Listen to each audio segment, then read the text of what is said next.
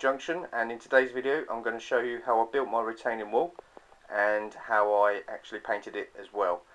But first of all, just want to show you the work that I have done on the layout so far. And as you can see, the inner branch line is almost complete. The fence is put up on the platform. I've added the ballast, webbed up the track, added static grass, and also, as you can see, the cable trunking's been laid with a few line side boxes as well. The overhead catenary has been added as well, which is the Dapol screw underboard catenary, and it's very good, very realistic. And I've done that all the way down, as you can see, and it looks quite good. Now I've added lots of grass and shrubbery and everything because it's not a completely disused line. It is a freight line, but it doesn't get used very often, so I wanted to give the effect that it is a line that doesn't get it gets used where it doesn't get used very regularly, and I think I've achieved that, as you can see. This time I've gone for brown ballast, which is sort of medium brown ballast, and don't look too bad. I'll probably use different colour ballast on the main lines, but I think as it's a freight line, or the inner branch line, whatever you want to call it, I think I was going to go for a different ballast. So this is probably what. So yeah, for the retaining walls, as you can see here, the actual sections here are almost complete. The pillars are not completed. Now I've only done I've only done 3 sections. I'm just doing the other 3 sections along with the pillars currently, and while I'm doing it, I will video it. Now what I've used is Slater's brick bond sheets, if the camera picks it up. I thought I'd go for this and something a little bit more traditional, so I've used that on there instead of normal brick, like red brick sheets. I decided to go for that instead. Now all my plastic card or embossed brick plastic card is always from Slater's. I always find theirs are the best quality, and it's not overpriced. As you know, the actual construction of the back wall was just 3mm MDF, and then I used, I think, just little strips of wood I used as my buttresses, and then I just used some plastic card cut up into like blocks to go across the top. Then all I did is just cut out the plastic card so it all fits into the wall quite nicely. Used filler for any gaps, but in this case it all fits together quite nicely, so I didn't have to use any filler. And then all I did is I used this subterranean concrete top coat. I just painted the whole lot by hand. As you can see, it all comes out like a concrete colour. Now I did that purely because I wanted the concrete between the blocks obviously look like concrete. And then all I did after, as you can see on this section here, I've just started to add one colour. I just dry brushed all of this. All I did is just got a normal brush. I cut down the bristles to the quite short, so it's quite hard and stubby. And then all I did then is use different types of colours. Now on this, for instance, I'm using like an earth brown, I'm using a gunship grey, I'm using a rust colour, and I'm also using an Africa brown colour. Now all of these are Revolt Aquacolor paints. They're just normal acrylic paints, and I didn't use any water to water them down, because you want the paint a thick consistency with the brush, so it doesn't really go into the concrete base colour. And then all I did was I just added different colours one at a time to the brick embossed plastic card. Okay, so now I've added the first colour onto this section here, which is my Africa brown. I'm going on to my next section, or onto my next paint, which in this case I'm probably going to use a little bit of gunship grey. So you want to shape the paints. Then all I did, get your paintbrush. Probably want to get the bit off the lid. not too much. You want to make it as very sparse as you possibly can. Then all you want to do is you just want to get rid of most of the paint off the paintbrush onto a bit of paper towel. And all I do is just brush very, very lightly over the whole lot. There's probably a bit too much on there.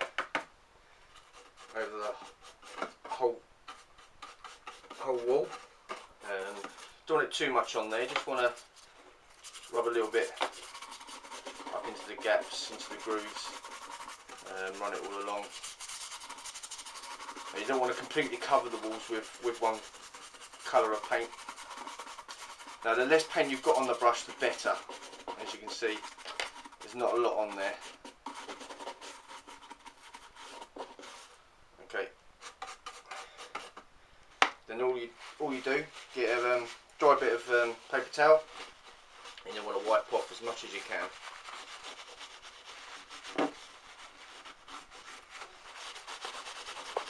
Rub it down into the actual brick really hard. So basically just takes off most of the actual paint you just put on there, and all you're left with is just like a residue of the actual paint. As you can see, it gets rid of most of the paint, and then it actually shows up the actual brick itself. It's a lot more refined. It looks a lot better. And obviously that's the second colour. Now if I zoom in a bit, now it probably doesn't look like much now, but once you start adding different colours, it will start to look like them ones down the end. Okay, so I'm going to zoom into this one, and I'm going to go for a different colour next. This time I'm going to go for a bit of earth brown, like so. You only want the bit that's off the lid. You don't want to get too much onto the actual paintbrush. We'll get most of it off. There's probably not enough on there.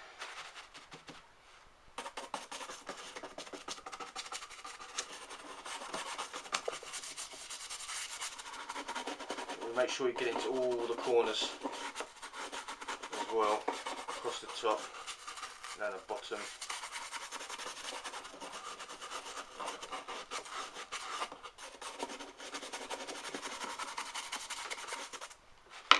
Then I'll just get my cloth again, and then I'll just wipe as much as I can get off.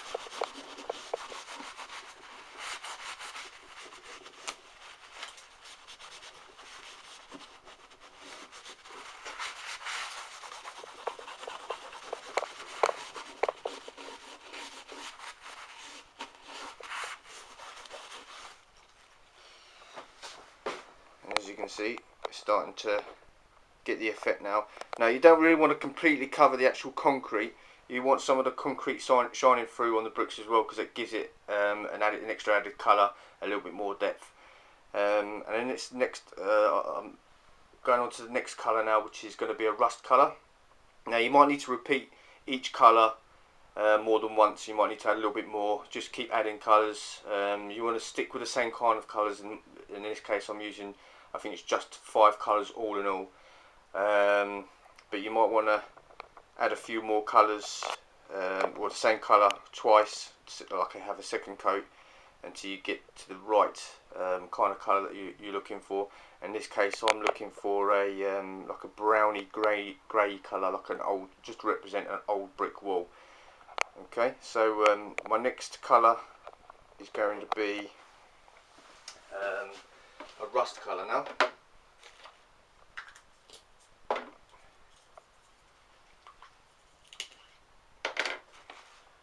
Okay, again, not too much. I'm going to take most of this off, and all we want to do is just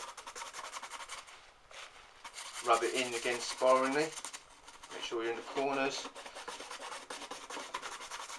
Now it doesn't matter too much if you think, oh, I've got like there, I've got loads of paint on one spot. That doesn't matter too much. I've probably got a little bit too much on the brush in this case, but I am rushing it just for the video. But you don't want too much on there really. If you find you've got a spot like that, you think it's just too much, it doesn't matter because you get your cloth again.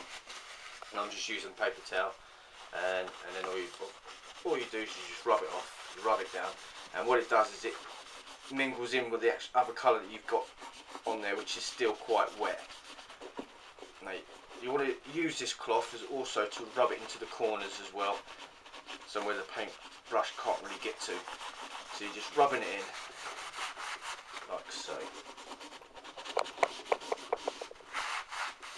Sorry about the shaky camera. This baseball's not fixed or anything, so it's a little bit wobbly. Okay, so as you can see, I've now got my fourth and final colour on there.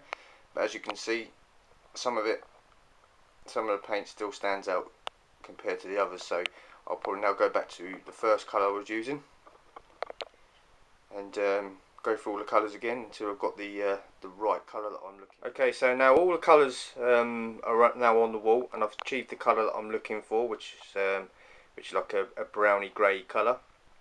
So all the colours are on there. The final job, in fact 2 final jobs, what I did is I got the concrete paint and put that on the brush, and again just brushed that over as a last colour, and then that just highlights all the concrete between the blocks, as you can see, and it looks really, really good. Now the last job to do, once you've achieved the colour you want, is to put some lacquer onto it. Now what I use is hairspray, and it works just as well. Locks in all the colour, don't get no problems. The paint won't chip off, you won't damage it anyway. So I just use some hairspray on there, it locks in the colour.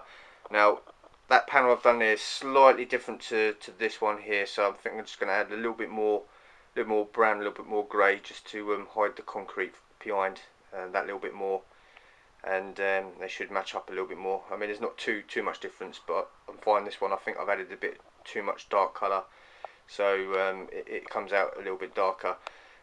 Now obviously all walls are never the same colour, they've always got different colours all over, so it's always good to add. Okay, so here we have it, the finished wall, and it looks alright. We'll get a closer look at the grain. It's just like a browny grey colour, and it's come out quite well. And then I've just painted the topping of the wall, like I suppose like a concrete slab. I've painted them a concrete colour. I've yet to weather the wall, but I won't be doing that until I start to weather the track. And the platform is now done this side as well. The yellow line has been added, as you can see. And I've just got to give the platform sides another coat of sleeper grime, and then ballast the track, and this section should almost be done. So as you can see from a distance, it doesn't look too bad. So that's it for this video. My next job is I'm going to be building the platform that goes across for the station, and I'm going to be building some station steps as well, platform steps. I'm going to be doing that out of plastic card. So that'll be my next job, and I'm also building some hand-built catenary to go across the 4 lines. I've got some plastic card strips for that as well, so that's one of my next jobs. I'll probably do a short video on how I did that. Probably next week or the week after. But so that's it for me, and thanks for watching, and see you in the next video.